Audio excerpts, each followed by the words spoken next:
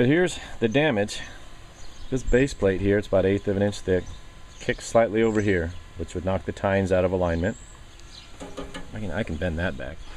Where that upper drive shaft and sprocket, it kinked this a little bit, ding this out of the way, so I can pound that straight. That shouldn't be a problem to get that realigned. Let's take a look at the sprocket and shaft right now. So I still have the rear axle and the 2 right-sided tines. This is that chain cover. I ran this up like this and filled that with penetrating oil. I'm going to beat on it again today to try to get it to come loose. It's pretty rusted on there.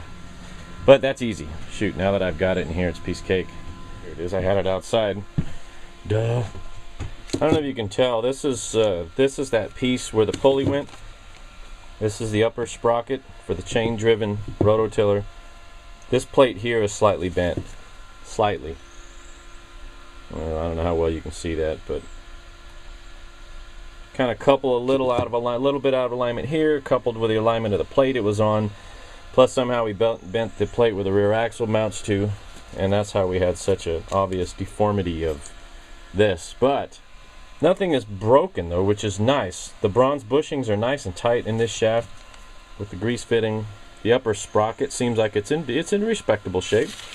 It's not so bad. I've got the chain in here. You don't need to see that, it's just a pile of grease. But the chain, when you know how to check a chain, right? You put it on a horizontal surface like that and you kind of bend it, you give it flex, and you see how much flexibility you have in the chain. This thing's super greasy, so I'm not even taking it out. But you get the idea. The chain is good.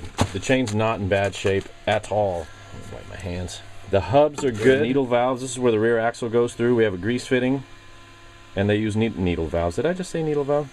They use needle bearings. And all the bearings are there and intact. I ran my fingers across them and didn't have any debris in there, which is kind of cool. This, because I know how you guys get so wound up. Some people get so wound up about putting stuff back that's dirty. And I kind of like stuff a little rusty, because then I'm not so careful with it. Not that I'm careless with it, but then I don't, I'm just not so concerned if it gets dirty or bangs into something. I don't know. What do you think? I think I already asked this question yesterday. I can't put pulleys like this back on. Look at that. It's got rust on it. Shoot! Shoot! What do I do? What do I do? What do I do? I like these decals. If I keep this engine on here, I gotta change this muffler. I don't like that muffler. It hits you right in the face when you're driving. I've got some pretty cool decals here. But then the more I was looking at this thing, I don't know if you can see under here, I've got a few cracks along where the handles meet, and they've been welded. That's the original weld. Doesn't look like it's been repaired, but they have cracks. I always wondered why there was a little flex in these handles. Well, now I know. I gotta get under there and fix that. So it means I have to pull the handles off. Might as well paint those before I put them back on. Oh well, so many choices.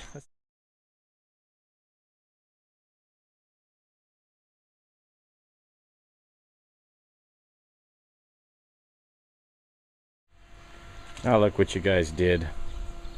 Look what you did. Look what you made me do. Nah, you didn't make me do it. I thought this was kind of interesting. Thought I'd get a quick vid of this. See if I can get out of the damn sun.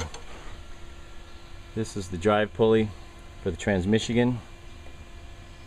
And it does kind of a cool little, I can't even see this in the thing, but it does kind of a cool little change of direction, I guess. I don't know. I replaced this belt a couple of years ago. It's a good year. Get her back. Get her done, get her back. That looks like that's loose on there. You see that little hesitation? Well, I wonder if that pulley's loose. Well, why don't we check? Oh, look at that. Yeah, see, so this thing was due to be taken apart and cleaned up and greased up, especially at the rate that people are going and scrapping old equipment like this. There's nothing wrong with this thing. Seems like anything that's made out of steel that weighs more than half a pound is getting ground up and sent out of here so people can make a couple quick bucks. So you gotta preserve the old iron that's out there. And although I'd be perfectly happy putting it back together exactly like this, I guess I should probably put a little bit of paint on there, scrub off some of this surface rust. This thing has lived its whole life along the coast, has never been inside since I bought it. No, wait a minute. It was never been inside prior to my buying it. It's always been in a shed here.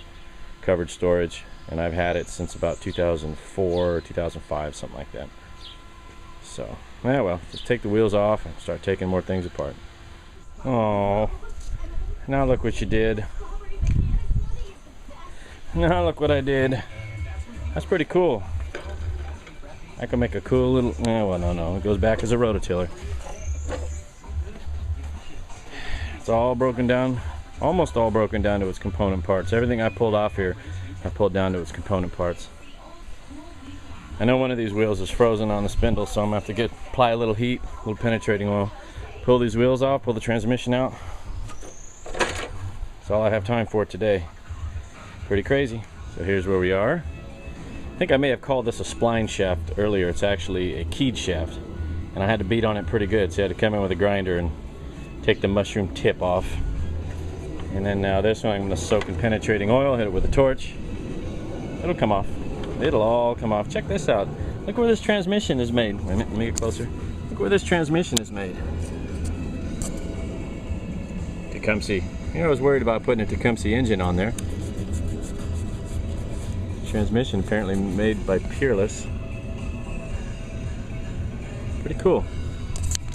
So we'll get the rest of this taken apart. I'll pull the transmission out, the rear axle, or the axle out, and then I got to go. Neat.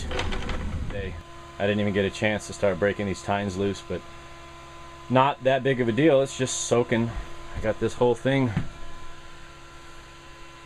about an inch of penetrating oil in there, so it's going to work its way down here. Maybe I'll heat it up again today to expand it and allow more stuff to get in there. And let's look and see what the frame looks like. And we're going to leave her like this. This is soaking. I gave it a little heat, whacked it a couple times, but it's not moving, and I don't have the time right now to deal with it.